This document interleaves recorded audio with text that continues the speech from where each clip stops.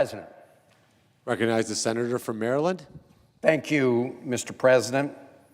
You know, we're just 17 days into the Trump, Vance, and yes, Elon Musk administration, and we're already witnessing the great betrayal of what candidate Trump promised on the campaign trail.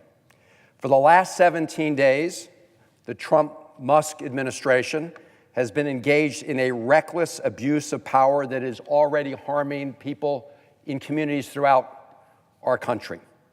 And one of the principal architects of this chaos is the man who was nominated to be the head of the Office of Management and Budget, Russell Vought.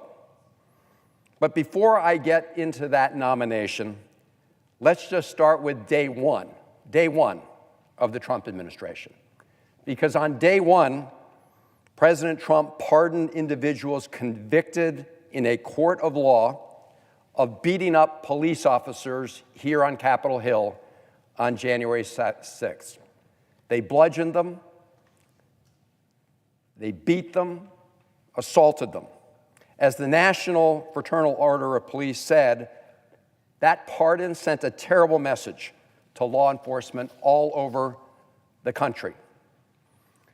It sent the message that political violence is okay as long as it's done in the name of Donald Trump. And since then, we've seen the Trump administration carry out retribution against FBI agents and Department of Justice officials who were part of the investigations and prosecutions of the people who beat up police officers on January 6th. So if you were part of the effort to hold people accountable for assaulting police officers, they went after you. Sends a terrible message. And then, of course, President Trump unleashed Elon Musk on the American people. I've said it before, and I will say it again. We are witnessing in real time the most corrupt bargain in American history. Elon Musk spent over $280 million to elect Donald Trump, and Donald Trump has handed the keys to the U.S. government over to Elon Musk. They seized access to the Treasury's payment system. This is a $6 trillion payment system. Elon Musk's Doge boys have gotten access to Social Security numbers of the American people, bank account numbers, and other very sensitive personal information. Judges are trying to rein him in, but who knows what information they've already accessed and what kind of damage has already been done, not to mention what could still be done in the days ahead. And Elon Musk has gotten into the Department of Education, the State Department, AID, Health and Human Services, NOAA, and the National Institutes of Health, just to name a few. Mr. President, no matter what name he gives it, Elon Musk's takeover of these federal agencies has nothing to do with government efficiency. If it was about government efficiency, Trump would not have illegally fired the inspector generals whose job it is to provide oversight at these agencies and blow the whistle on corruption. In fact, when you fire the inspector generals, who are the watchdogs at these agencies, whose job it is to look out for waste or fraud or abuse, when you fire them as one of your first acts, what you're doing is making the way, clearing the way for the kind of illegal actions we're seeing from Elon Musk and his team. So what they're really doing here is seizing control of the government, taking over a lot of these agencies, in the long run to empower further the very powerful and the very wealthiest in this country. And we'll be seeing more of that in the months ahead when we begin to see the Trump tax plan, the trickle-down tax plan that's being worked on as we speak. because we know that although candidate Trump campaigned on the idea that he was going to be on the lookout for working people, that he was going to shine a light on the forgotten Americans, everything he's done since then is a betrayal of that promise. Just down the hall here, during the inauguration, the folks who were sitting behind President Trump as he gave his remarks were certainly not the forgotten Americans. They included Elon Musk, the richest person in the world, and all the billionaire tech titans. So when President Trump in that inaugural address promised a new golden age for America, he was looking at the cameras, but he was talking to those tech titans sitting right behind him. And to provide that golden age for the billionaires and powerful in America, they're following a manual and an instruction book called Project 2025.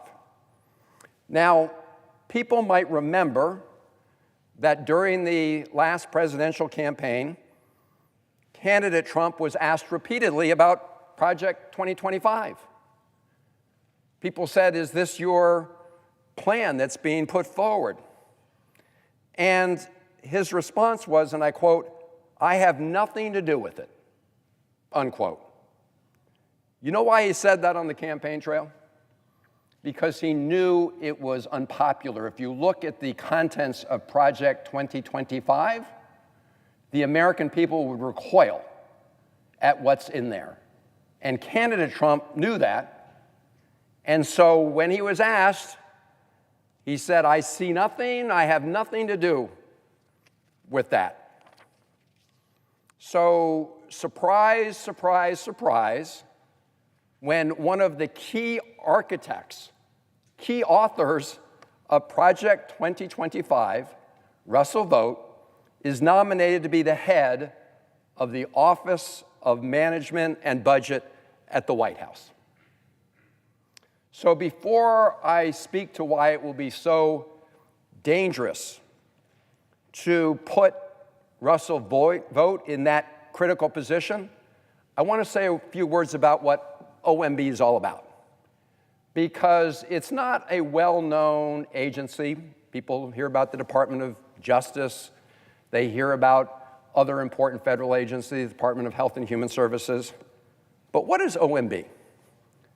OMB is the office over at the White House. It's in the executive office of the president. And it is the command and control center for the budget of the United States government. It oversees the budgets of every federal agency of the federal government. They feed their information, they feed their budget requests up to the Office of Management and Budget. And it's the Office of Management and Budget that makes the final decisions and sign off on all of those federal agency budgets across the government. So as I say, Russell Vought will be in the cockpit of this decision-making, overseeing every federal agency in our government. So let's learn a little bit more about Russell Vought, because we will be voting on that nomination later today. So what does he think about the federal employees in all of those agencies that OMB will oversee with respect to their budgets? Here's what he said about government employees, and I'm quoting here. He wants them to be, this is quote, be traumatically effective. When they wake up in the morning, we want them to not want to go to work because they are increasingly viewed as the villains. We want to put them in trauma, unquote. Again, referring to hardworking federal employees who do good work on behalf of the American people every day.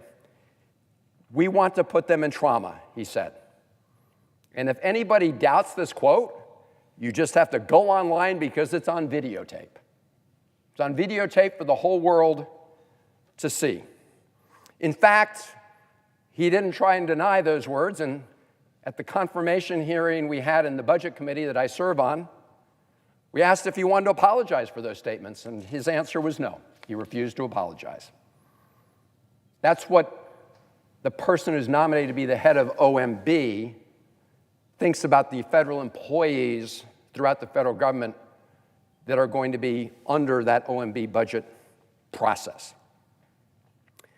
Now, at that budget hearing, the Senate Budget Committee hearing, there was another very revealing moment, because I and Senator Murray asked whether or not he would commit to complying with American law, specifically whether he would comply with what's known as the Impoundment Control Act.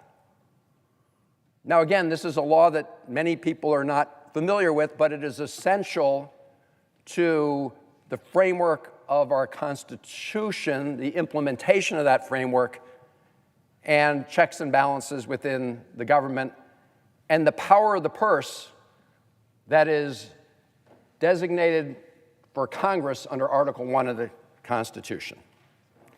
And what the Impoundment Control Act says is that once Congress has duly enacted a law, passed the House, passed the Senate, been signed into law by the executive, by the president, that presidents don't get to cherry pick that law.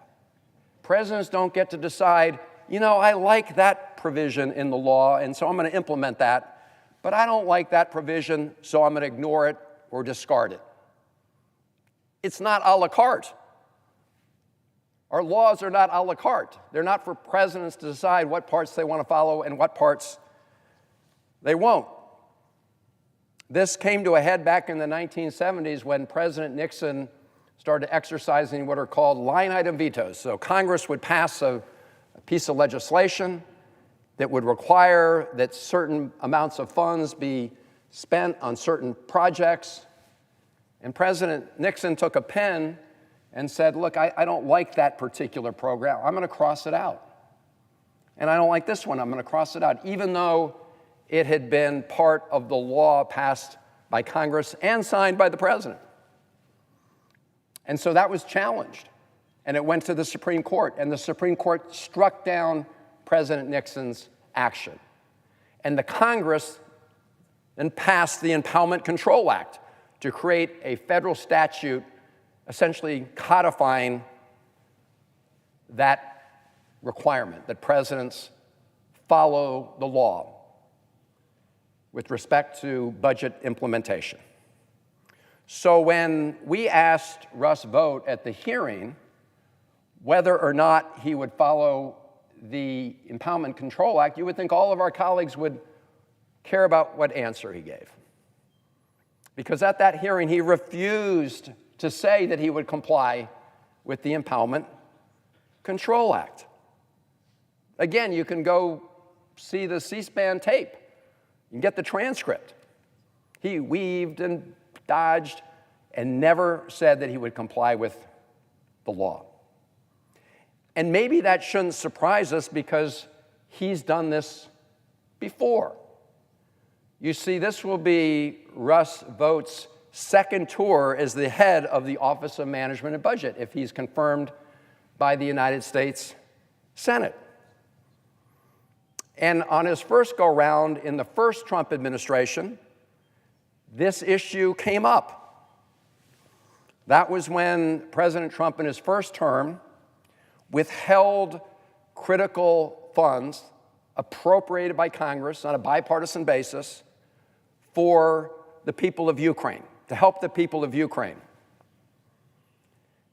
That was done through the duly authorized processes of government.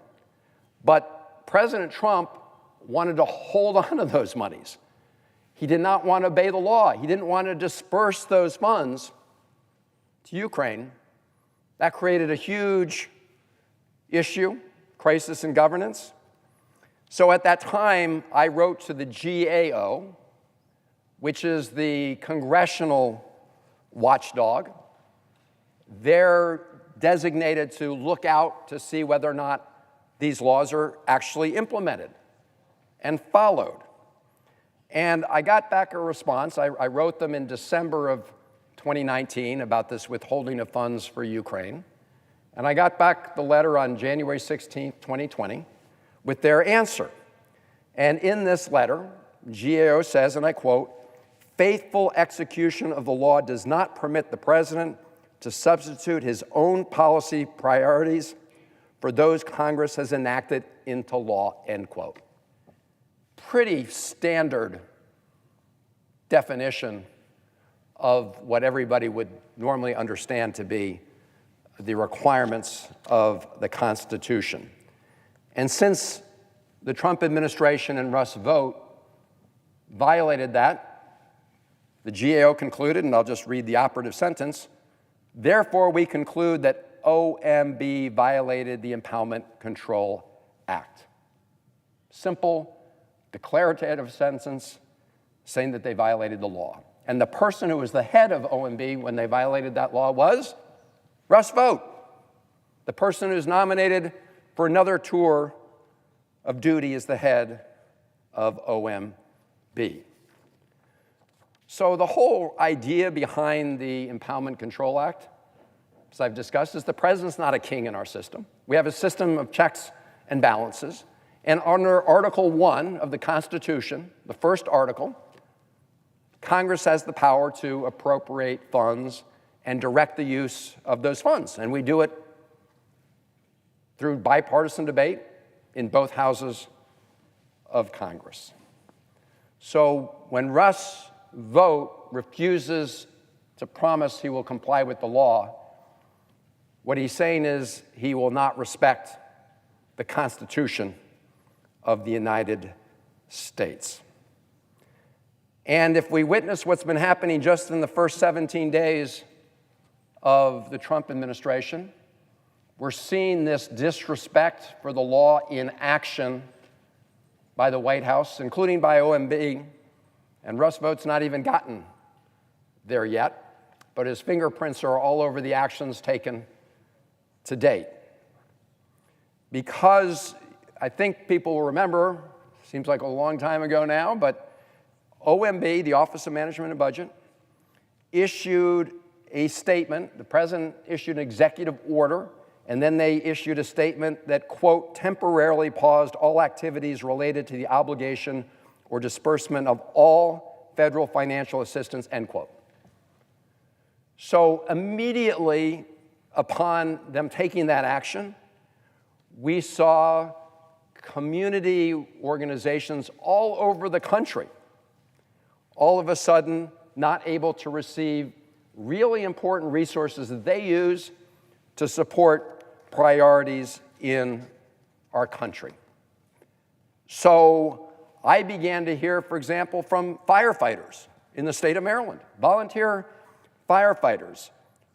I also began to hear from those groups that provide assistance to victims of domestic violence, to organizations that help remove lead from our water so our kids don't get lead poisoning, initiatives to improve the health of the Chesapeake Bay, my state of Maryland.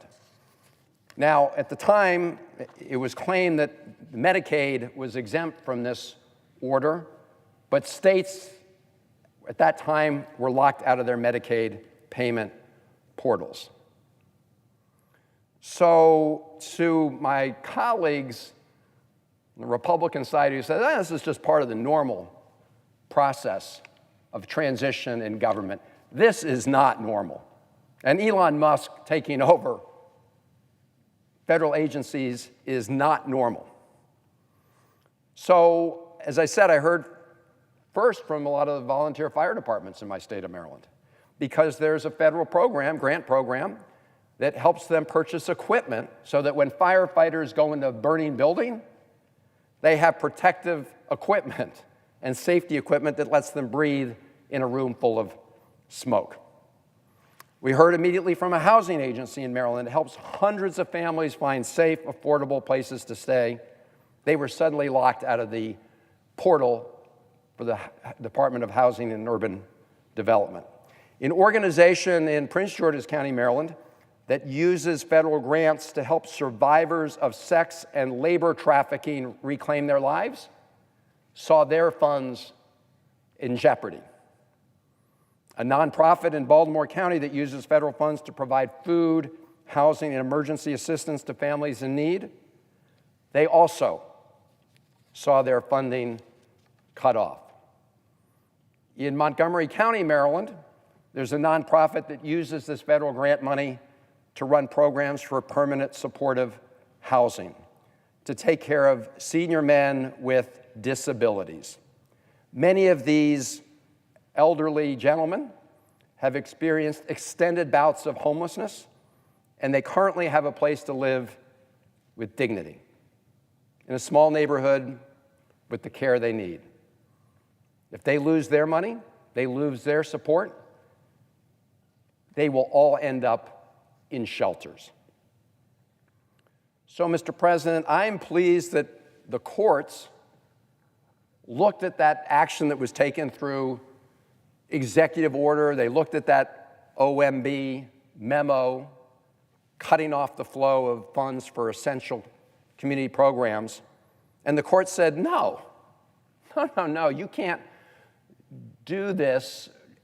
We need time to determine what all the facts are here. And two courts issued temporary restraining orders on that action. One a court in Rhode Island, a federal court, and one here in the District of Columbia.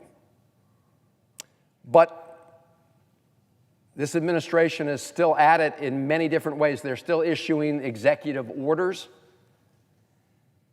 when in fact they cannot do what they want to do by executive order. They need to come to Congress and go through the process for making laws. Presidents just can't issue EOs that are not consistent with their powers under the Constitution. I spoke earlier today about what was happening over at the Agency for International Development, an agency, a pretty small agency within the overall budget of the United States that plays an essential role in our foreign policy and our national security policy. Elon Musk, sent out a tweet saying that he was putting AID in the wood chipper. This is an organization that saves lives overseas, and one of the things they do is help other countries combat infectious diseases so we can stop them overseas before they come to the United States, because, of course, infectious diseases recognize no borders. As part of that, they cut off funding for the PEPFAR program, which is a bipartisan initiative first launched by George W. Bush. It's a program in Africa that has saved over 25 million lives from HIV/AIDS. Put it in the wood chipper. That's what they want to do. So I am grateful that the courts have intervened and halted, at least for now, these illegal actions. But, Mr. President, we should not rely on the courts of the United States to do work that we should be doing here. We should not be insisting that they have to fight all of our battles for us. We need to be pushing back here in the United States Senate.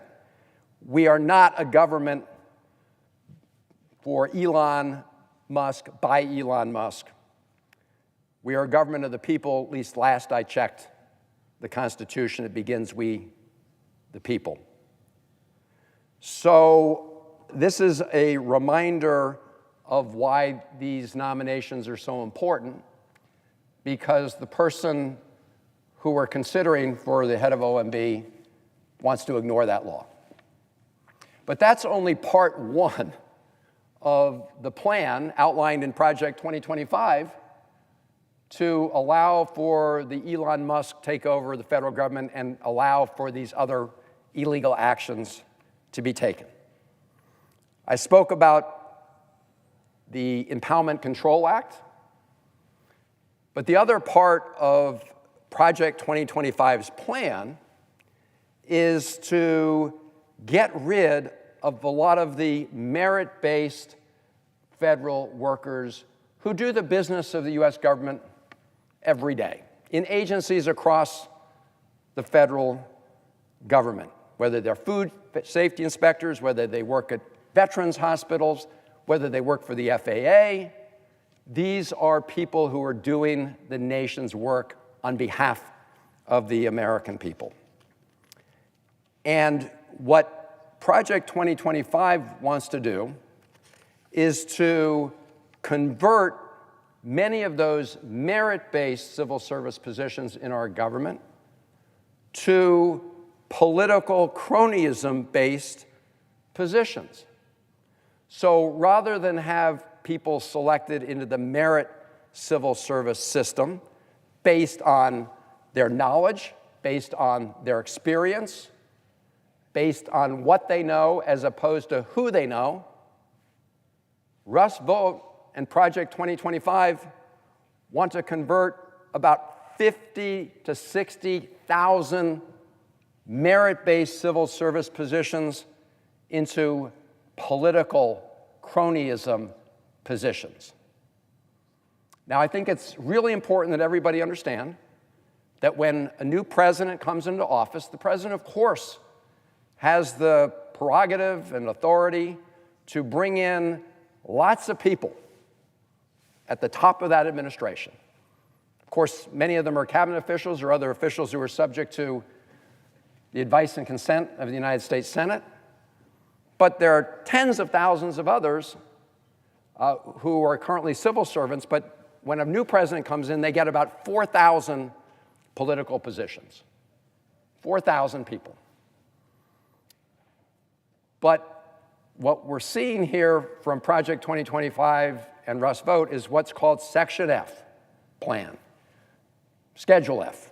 So what does Schedule F do? It would implement this idea of giving the president or claiming to, by executive order, convert these 50 to 60,000 merit-based civil service positions into just politically based positions. So why do we have a merit-based civil service in this country? I think it's worth going back and looking at the history, because we've had the merit-based system since the late 1800s, and it's that system that Donald Trump and Russ Vought want to tear up. So why did we develop the current system?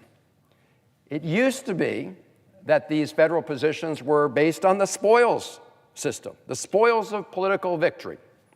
So when a new president came in, that president could just bring in whoever the new president wanted. If you wanted to be in charge of a harbor or run a post office, you didn't get there by knowing about ships in the case of the harbor or a mail system in the case of a post office. You got it by helping the president get elected. And then the president would say, well, you helped me get elected, you're going to get this job, even if you're not qualified. So, Mr. President, if these desks, these 100 desks in this chamber, could talk, they would be screaming a warning to us about the dangers of going down the road that Russ Vought and Donald Trump and Elon Musk want us to go. Here's what Senator Henry Clay of Kentucky said during that debate back in the 1800s about the existing spoil system that was in effect then. Here's what he said, and I quote, "It is a detestable system, and if it were to be perpetuated, if the offices, honors, and dignities of the people were to be put up to public scramble, to be decided by the result of every presidential election, our government and institutions becoming intolerable would finally end in despotism," end quote. That was the warning from Henry Clay about that old spoil system that Trump, Musk, and Vought want to go back to. Here's what Senator Daniel Webster of Massachusetts said back then, and I quote, "The power of giving offices affects all who are in and all who are out. Those who are out endeavor to distinguish themselves by warm personal devotion to the president, while those who are in resolve not to be outdone in partisanship. A competition ensues, not of patriotic labors, not of rough and severe toils for the public good, but of complacence, of indiscriminate support of the executive measures, of pliant subserviency and gross adulation," unquote. We want our federal employees, the rank and file folks who do the work of the country every day, we don't want them to have to take a political loyalty test to get their job. We want them to take a test that shows they've got the qualifications to get it. Here's what Senator Warner Miller of New York said, quote, "Worthiness can no longer gain an entrance to public office, but that it can only come through the favor of some man who has climbed up by this system until he is in a position to reward his followers." Again, warning of the peril of politicizing the hiring of federal employees that conduct the everyday work of our government. And finally, Senator Charles of Missouri said, and I quote, "Under such a system, it cannot be otherwise but inexperience and rascality.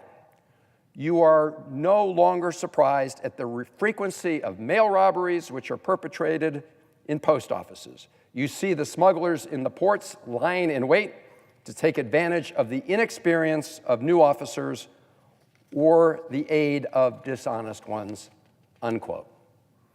And even the great author Mark Twain got in the action here and commented on that system that we had, the spoils system based on politics, not merit. Here's what Mark Twain said, and I quote, "We will not hire a blacksmith who never lifted a wedge. We will not hire a school teacher who does not know the alphabet. But when you come to our civil service, we serenely fill great numbers of our minor public offices with ignoramuses," unquote. So this was a big problem for the country back in the 1800s. Indeed, in his inaugural address in 1881, President James Garfield said, and I quote, "The civil service can never be satisfactory until it is regulated by law. For the good of the service, against the waste of time and obstruction to the public business caused by the inordinate pressure, and for the protection of civil servants, against intrigue and wrong," unquote. In other words, again, this is President Garfield warning that the system that had been in place was a danger to the public good. So President Garfield provided a warning to the country. It didn't come soon enough. They hadn't enacted the legislation to fix the problem yet. And 6 months after that inauguration, President Garfield was shot and killed, assassinated by a man who worked on the Garfield campaign, but who was disappointed over not getting a spoils job. President Garfield's assassination, his death, shocked Congress into action.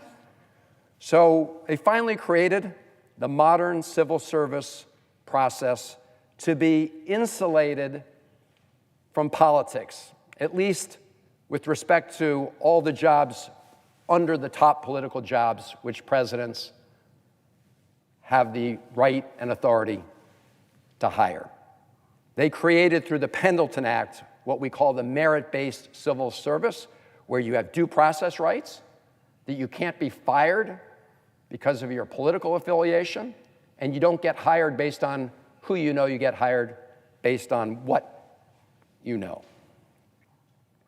And so this is the system that Russ Vought and President Trump and Elon Musk want to destroy through Schedule F, an executive order, Schedule F. Now, look, the good news is that I think at least 3 lawsuits have already been filed to try to enjoin this illegal action. But it should tell us a lot that the person who has been nominated to head OMB, the person who said that he refused to commit to complying with the law during his Budget Committee hearing, would be advancing Schedule F. And why do that? Because it's all part of the plan to put in place lackeys who will do your bidding no matter what, who won't put the interests of the country first, but who will answer to the political call. Exactly what senators back in the late 1800s warned against. But that's what they want to do. They want to take us back to the late 1800s spoil system. And as I said, they not only want to bring in 50 to 60,000 political cronies for these positions, one of the first acts President Trump took was to get rid of the inspector generals.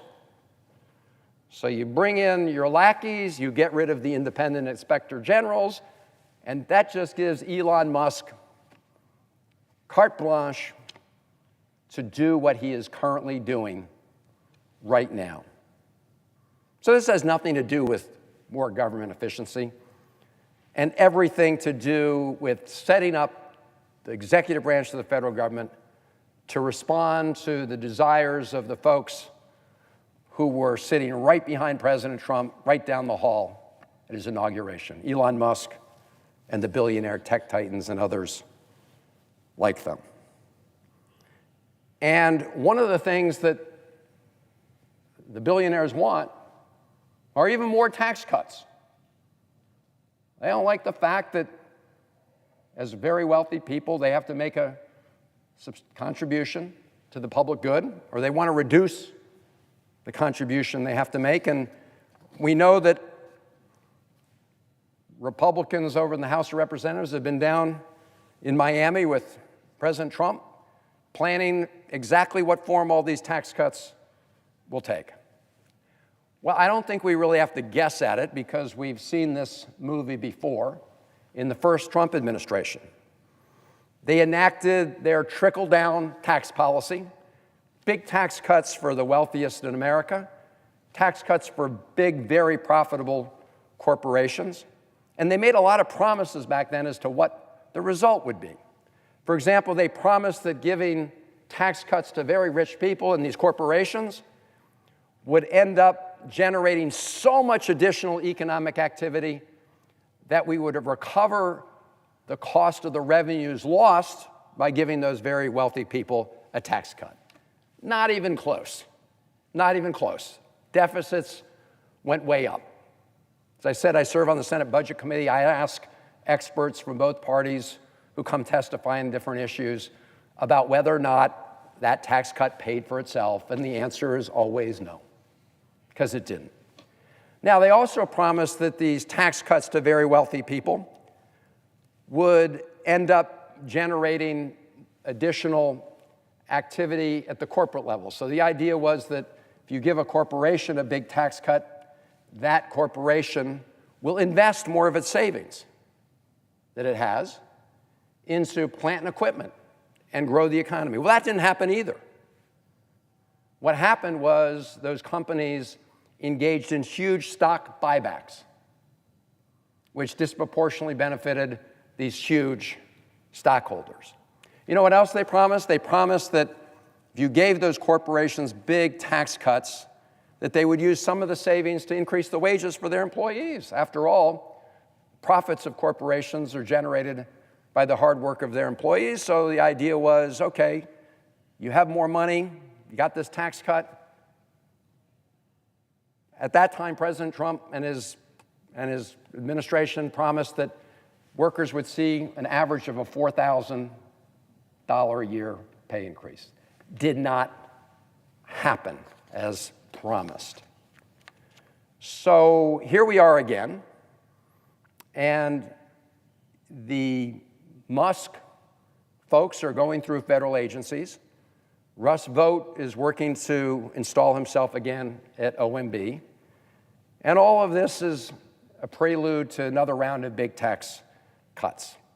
And again, these are going to come at the expense of everybody else in America.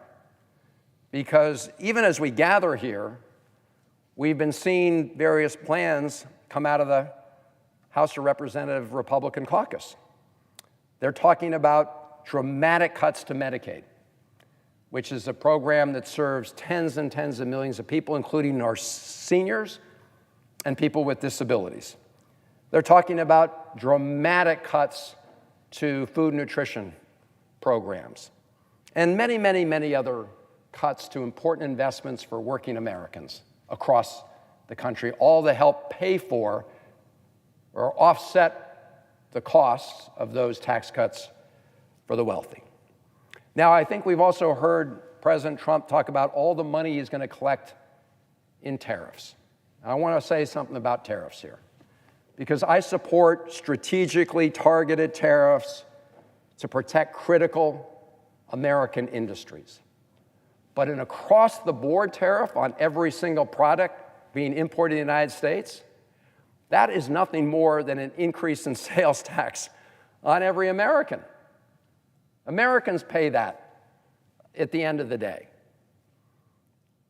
And I can tell you that Elon Musk is not going to feel the impact of an increase in sales tax, the tariff increase on his bottom line. But working Americans will feel it around their kitchen tables. We will see grocery prices go up. We'll see other prices go up. In fact, if you think that this is somehow a freebie that is only paid by other countries, let's remember that last time, after China retaliated with their own tariffs, the Congress, passed a bill that provided $28 billion of taxpayer money to farmers who were no longer able to sell as much product into China because of the retaliatory tariffs to China. We all end up paying, the American people ended up paying $28 billion. So don't tell us there's not a cost to consumers and American taxpayers for all of this. There is. We'll have a lot more to say in the coming days about some of the accounting tricks we're already hearing are going to be played through this tax cut process that will hide, at least on paper, the impact on the deficits.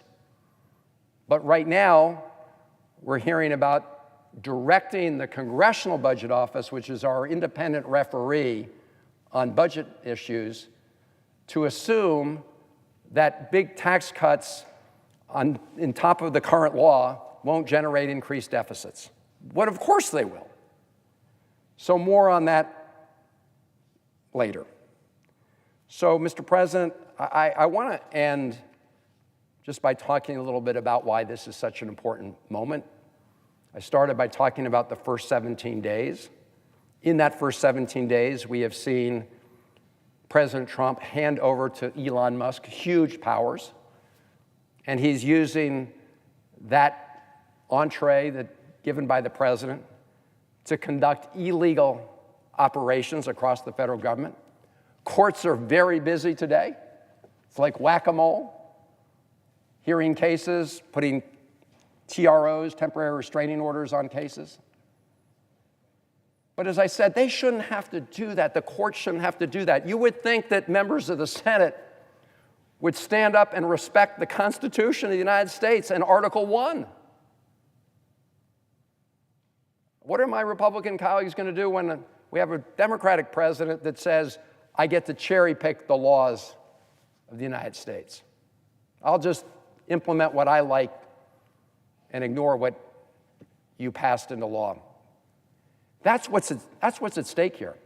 That's the danger when Russ Vought, who's going to be in the cockpit at OMB, the Command and Control Center for the budget of the U.S. government, refuses at a budget committee hearing to say he'll comply with the law. It's no wonder that the Republicans did not want to hold the vote on Russ Vought in committee in public.